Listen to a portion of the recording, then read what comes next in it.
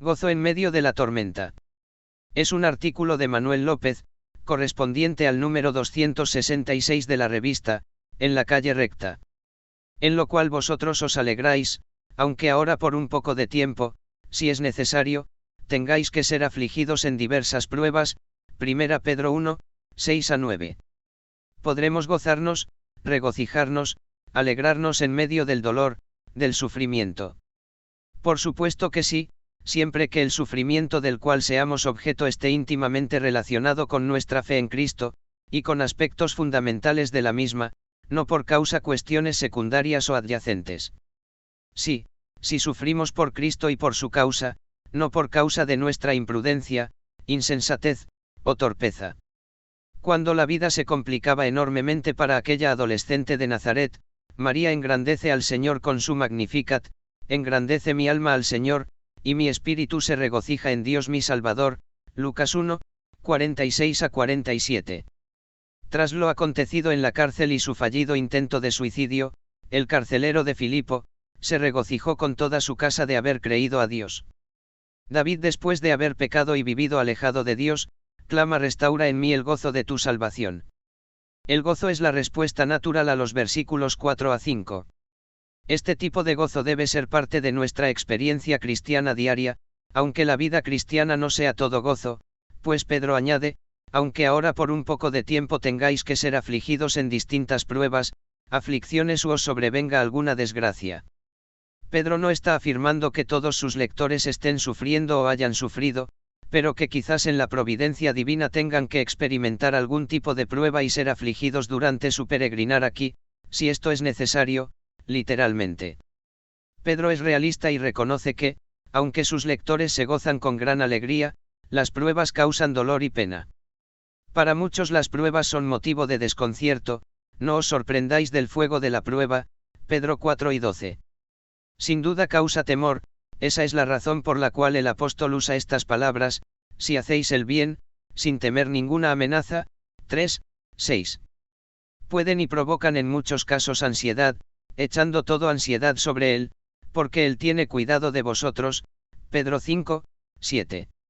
Algunos se pueden sentir incluso avergonzados, pero si alguno padece como cristiano, no se avergüence sino glorifique a Dios por ello, Pedro 4:16. Nuestra perspectiva de la prueba cambia radicalmente cuando vemos en la misma la mano paternal de Dios, en lo cual vosotros os alegráis grandemente. No solo son fuente de gozo la multitud de bendiciones que recibimos, sino también, las luchas y pruebas relacionadas con nuestro caminar cristiano. Nos alegramos de estar en Él, el dador de toda bendición y dádiva. Sin duda, Pedro piensa en los sufrimientos de los cristianos, pero también en los del Maestro, Cristo mismo, Pedro 2, 21-22. Aún en medio de su dolor, pesar, de su aflicción había gozo incluso en medio del sufrimiento. Podemos considerar 4 razones por las cuales no solo soportaremos, aguantaremos y sufriremos sin rendirnos la prueba, sino que nos regocijaremos en medio de ella. Nuestra esperanza en Cristo apunta más allá de las pruebas. Por un poco de tiempo.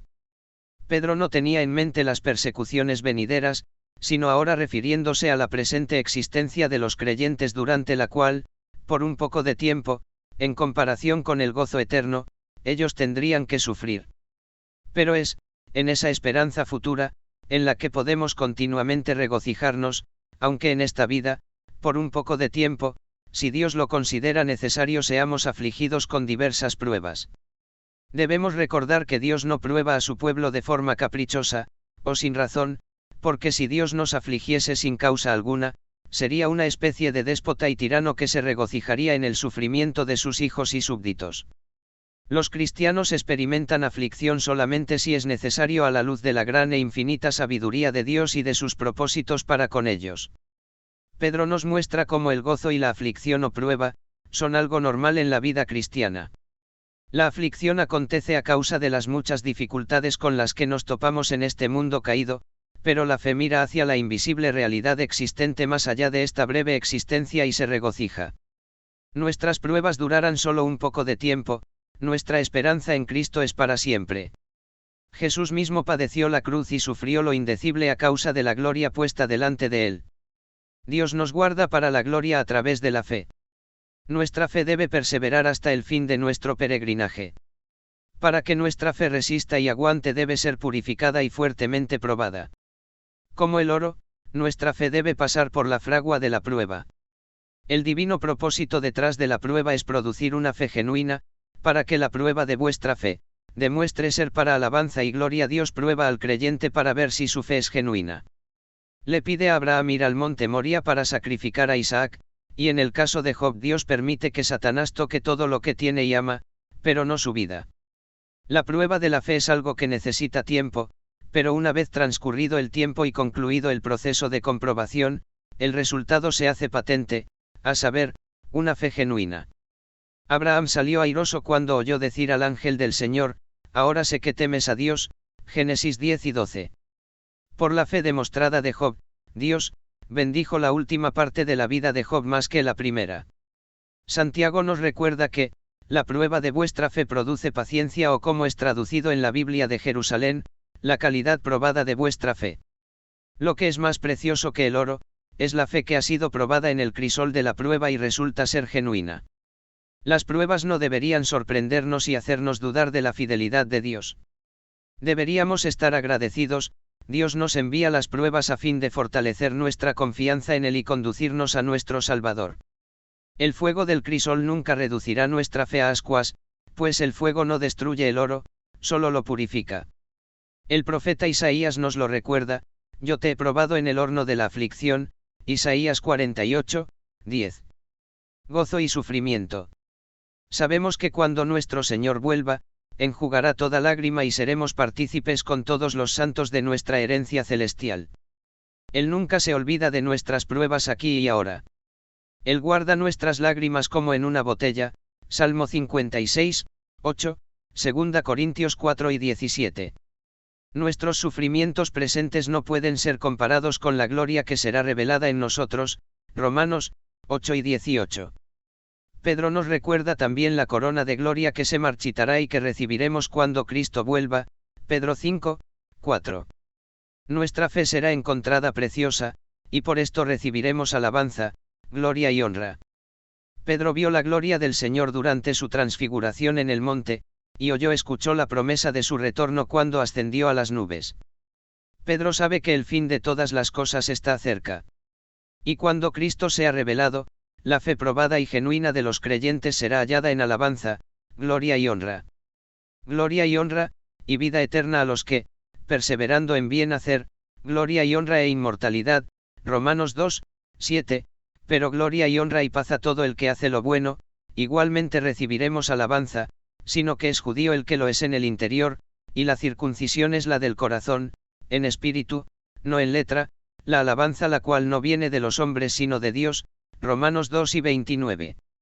Este aplauso, este bien hecho, es de mucho más valor que cualquier reconocimiento humano cuando sea manifestado Jesucristo. A diferencia de Pablo, Pedro no habla de la venida, parousia, del Señor, sino de su manifestación, 1, 7,13,14. Para Pedro el Señor Jesús no está ausente, sino solo escondido, espera a que se quite el velo. La manifestación del Señor es el contrapunto a las tribulaciones de los cristianos, y es el evento que transforma su luto en gozo, ahora y en el futuro, 4 y 13. El inexpresable gozo de conocer a Cristo mismo, al cual amáis sin haberle visto. Al pensar en el amor de Pedro por su Maestro, seguramente vendrían a su mente multitud de momentos pasados junto a él.